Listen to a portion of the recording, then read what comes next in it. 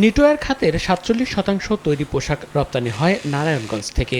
আর পোশাক রপ্তানিতে বাংলাদেশকে বিশ্বের দ্বিতীয় স্থানে নিয়ে যাওয়ার ক্ষেত্রে এ জেলার গুরুত্ব সবচেয়ে বেশি। তবে গত জুলাইয়ের মাঝামাঝি থেকে আগস্টের প্রথম সপ্তাহ পর্যন্ত দেশের রাজনৈতিক অস্থিরতা, কারফিউ ও টানা ছুটির কারণে বিপর্যয় নেমে আসে জেলার এই শিল্পে।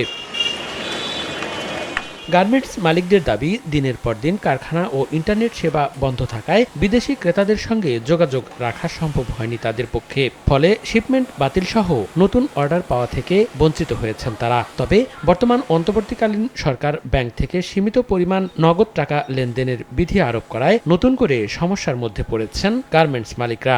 ফ্যাক্টরি বন্ধ থাকার কারণে আমরা টাইমলি শিপমেন্টগুলি করতে পারি নাই, যার জন্য অনেক বায়ার ডিসকাউন্ট করেছে বা কিছু কিছু বায়ার হয়তো মেনে নিয়েছে, অনেক বায়াররা অর্ডার ক্যান্সেল করতে চাচ্ছে। অর্ডার অনেক কনফার্ম করা ছিল, পিওগুলি কিন্তু আমরা এই 15 দিনের ব্যাঘাতের কারণে বা ইন্টারনেটের কারণে আমরা কিন্তু কোনো কমিউনিকেশন করতে পারি নাই। এই অবস্থায় সরকারের সহযোগিতা চায় বিকেএমইএ। তাহলে আবারও পোশাক রপ্তানি খাতে বিশ্বের শীর্ষস্থান দখল করা সম্ভব হবে বলে মনে করেন সংগঠনটির সভাপতি। গত 1-1.5 মাসে প্রায় $2 বিলিয়ন মতো রপ্তানি কিন্তু বাধাগ্রস্ত হয়েছে। ক্ষতিগুলি কাটিয়ে উঠতে হলে আমাদের অনেকগুলি পদক্ষেপ নিতে হবে। ব্যাংকে এলসি দিলে এলসি করতে দেরি হয়, তারপরে ডকুমেন্টস দিলে পারচেস করে টাকা দিতে দেরি হয়, যার ফলে আমার শ্রমিকের বেতন দিতে দেরি হয়।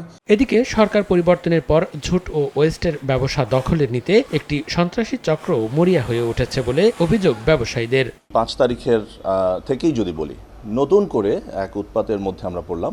4 দিক থেকে চাঁদাবাজরা উৎপাত করা শুরু করলো, আমাদের ঝুট নিয়ে কথা বলে। তারপরে বিভিন্ন ব্যবসায়িক ইয়ের মধ্যে তারা ঢুকতে চায়, তারা গোডাউন এর দখল নিতে চায়। কোনো মালিক পক্ষ তার কাছে কেউ চাঁদা চায় বা সে চাঁদাবাজির শিকার হয়, ওনারা অবশ্যই যদি আমাদের কাছে আইনগত সহায়তা চায়, আমরা অবশ্যই ওনাদেরকে সহায়তা করব। নারায়ণগঞ্জে 8 শতাধিক রপ্তানিমুখী পোশাক কারখানায় 15 লাখের বেশি শ্রমিক কর্মরত আছেন। সময় সংবাদ, নারায়ণগঞ্জ।